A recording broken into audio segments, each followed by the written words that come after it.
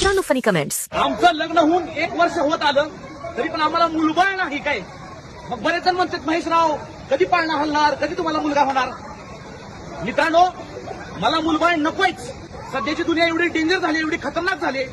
माझी इच्छा नाही की आम्ही कुठल्या तर जीवाला जन्म द्यावा, या बिचाऱ्याला त्रास व्हावा, मग त्या बिचाऱ्याला ह्या दुनियात आणावं, त्याला शाळेत पाठवा. त्याला नाही म्हणजे दादानो मला कुठल्या आत्म्याला जन्म देऊन या दुनियात त्रास द्यायचा नाही. सो मी कधीच मला मुलबाळ नकोय. कारण माझी मुलगी ही माझी बायकोच आहे.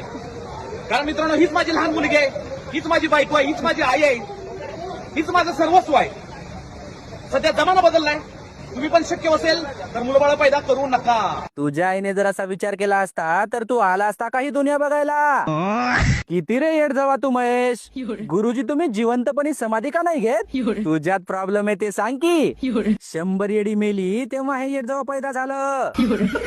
अरे तुझं बंद झालंय ते सांग ना. गुरुजी पोटात घ्या तुम्हीच प्रेग्नेंट दिसताय. याचं कारण नरेंद्र मोदी आहे. सरळ सरळ सांग की तू अणगा आहेस. लाईक आणि सबस्क्राईब करा.